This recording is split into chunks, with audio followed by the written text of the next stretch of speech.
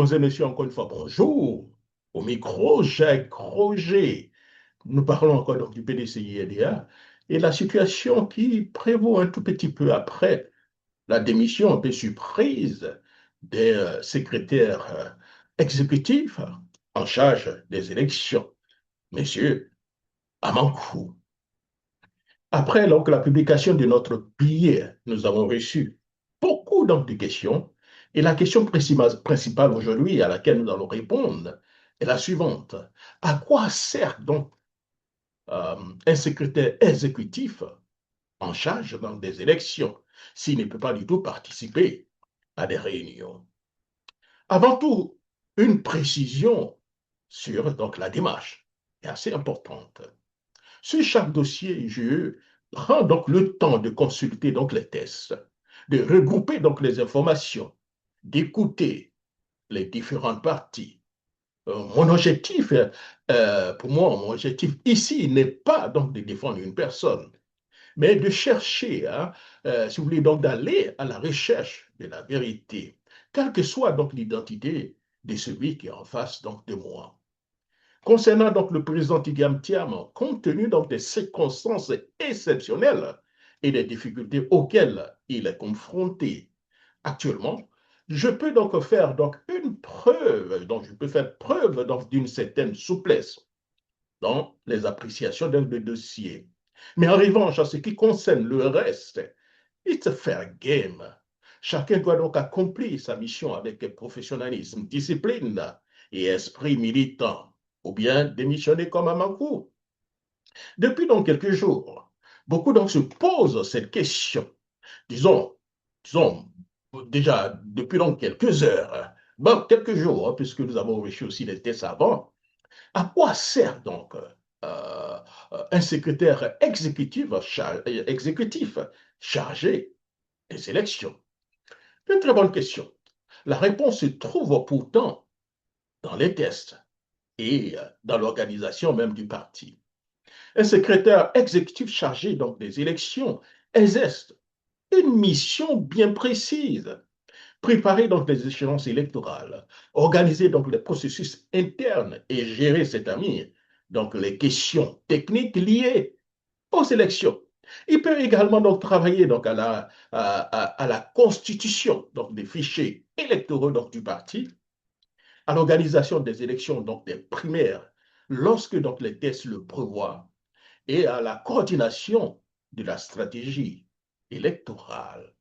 Oui, cela ne signifie pas qu'elle doit, cher ami, participer automatiquement à toutes les rencontres politiques ou institutionnelles dont tu parti. Car il y a plusieurs secrétaires exécutifs.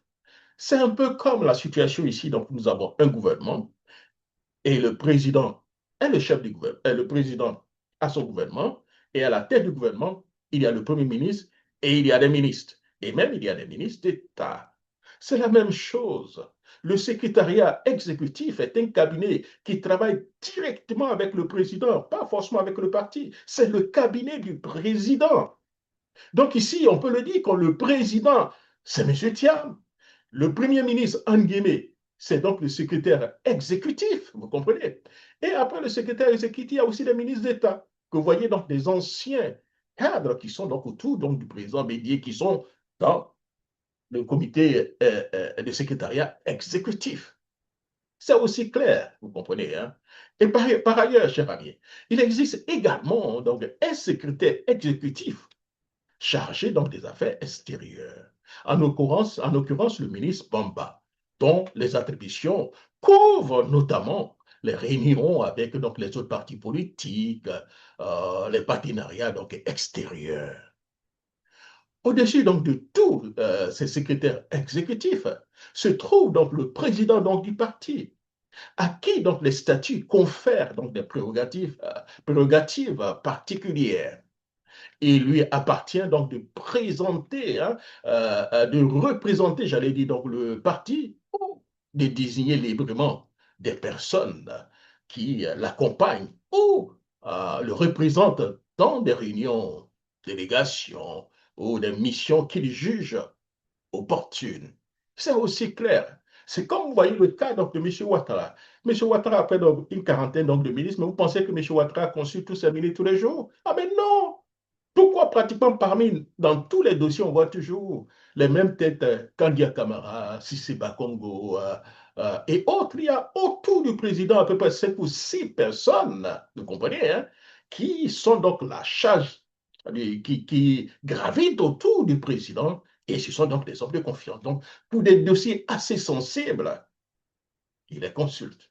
Il voit même, il leur donne la possibilité donc de le représenter. Autrement dit, cher ami, hein, chaque secrétaire exécutif dispose donc d'un portefeuille précis. Être chargé donc des élections ne signifie pas être automatiquement chargé donc des relations politiques extérieures, ni participer à toutes les élections ou à toutes les missions de représentation. Oui, oui, le secrétaire exécutif à mon cours, pour moi, a parfaitement donc le droit de démissionner s'il estime ne plus être en mesure donc de poursuivre donc sa mission. C'est normal. C'est donc un choix personnel qui mérite, moi, d'être respecté. En revanche, cher ami, le fait donc de démissionner ne signifie pas forcément que vous avez automatiquement, voilà, que vous ne pas automatiquement qu'il a juridiquement raison, ni que donc sa démission est nécessairement donc justifié au regard donc des statuts et règlements intérieurs. C'est une décision donc personnelle que parfois il faut encourager. Quand on n'est pas d'accord, on n'est pas d'accord. Cela ne veut pas dire forcément que vous avez raison, mais au moins vous avez le courage de dire non. Oui, cher ami, également, le président, en vertu donc des pouvoirs que les statuts lui confèrent, il a le droit donc de choisir librement donc les personnes qu'il souhaite associer aux missions, délégations ou et missions engageant donc la vie donc du parti. Cher ami, donc au regard donc des tests, aucune violation des statuts qui semblent établis.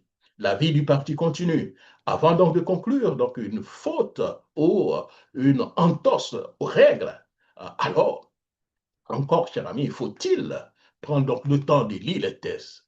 Il y a trop d'émotions. Les émotions ne doivent jamais remplacer donc les statuts. Oui, quand quelqu'un dit quelque chose, il faut toujours avoir l'autre version donc des faits, ou bien aller chercher, ici la base, c'est le statut règlement intérieur, et lire et comprendre. Et c'est bien ce que je fais le plus souvent. Une dernière question, cher ami, qu'il faut poser, hein. Le président, cher ami, comme je l'ai dit tout à l'heure, M. Ouattara, pensez-vous réellement qu'il consulte automatiquement tous ses ministres avant chacune donc, de ses décisions, y compris même sur des dossiers sensibles auxquels même le ministre est en charge? La réponse est évidemment pas forcément oui ou pas forcément non. Il le fait s'il pense que votre implication peut apporter un plus. Mais par contre, s'il y a donc des dessous, des dossiers, des stratégies, des deals, parfois il peut ne pas vous consulter et vous mettre devant les faits. Dans tout état, cher ami, un chef exécutif s'appuie sur donc un cercle de confiance des conseillers ou des personnes qu'il mandate spécialement sur certains dossiers stratégiques. Cela peut parfois empiéter sur donc, le champ d'action d'un ministre ou bien d'un cadre, sans pour autant constituer donc, une violation donc, des tests. C'est donc une réalité donc, du fonctionnement donc, du pouvoir, ami. Oui, c'est ça. Alors, pourquoi serait-il autrement au sein d'un parti politique, bien du PDCI-LDA, lorsque les statuts reconnaissent expressément au président ses prérogatives? Il faudrait que les gens comprennent. Vous pensez qu'en réalité, le président Bédier n'agissait pas ici? Le président Oufouette n'agissait pas ainsi? Mais étant donné, à cause du charisme du président Oufouette et du vice-président Bédier, il y a parfaitement certaines choses qu'on peut considérer aujourd'hui comme des erreurs, mais qui étaient acceptées, ou bien personne ne disait mot. Oui. Sinon, c'est pratiquement la même chose. Le débat est donc légitime, cher ami, mais il doit d'abord donc il doit se faire, cher moi, à partir donc des tests et non des émotions. Oui, et non donc des émotions, cher ami. Alors, je vais ouvrir donc une carnistie. Pourquoi le PDCI a-t-il donc décidé donc de renforcer donc les pouvoirs donc de son président? Pour comprendre donc les statuts actuels du PDCI et de l'ADA, il faut donc revenir à l'histoire donc du Parti démocratique donc de Côte d'Ivoire. À l'époque, le président Henri Konan Bédié, hein, le PDCI a connu donc plusieurs tensions entre le président donc, du parti et certains donc, secrétaires généraux, notamment Alphonse Laurent Donafologo, Djedje Madi. Ces épisodes avaient donc donné l'impression qu'il existait parfois de centres donc, de décision au sein donc, du parti.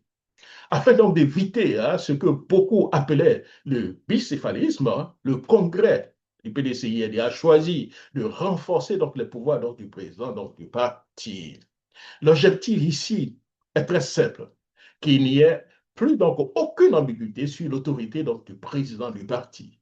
Les secrétaires exécutifs doivent ainsi, hein, deviennent ainsi donc des collaborateurs nommés par le président, chacun avec un domaine de compétences bien défini, tandis que le président demeure le seul détenteur donc, de certaines prérogatives régaliennes, notamment la représentation donc, du parti politique, le choix donc, de ces délégations et autres. Autrement dit, les pouvoirs dont dispose aujourd'hui le président du PDCI-IDA ne sont pas donc le fruit donc d'une décision donc de M. Thiam. Ils résultent donc d'un choix du Congrès adopté bien avant son arrivée à la tête donc, du parti pour tirer les leçons des crises de leadership donc, du passé. C'est pourquoi lorsqu'on analyse donc les événements actuels, il est essentiel donc de distinguer donc les préférences personnelles de ce qui doivent réellement, de ce que disent réellement donc les statuts. On peut être donc en désaccord avec donc, les décisions donc, du parti, mais il faut d'abord vérifier si cette décision est conforme au texte adopté par le Congrès. C'est là que doit commencer tout débat sérieux. Au dehors donc des tests, il n'y a pratiquement pas donc de débat. Les autres débats ne sont que des débats pour entretenir la galerie ou créer donc la confusion.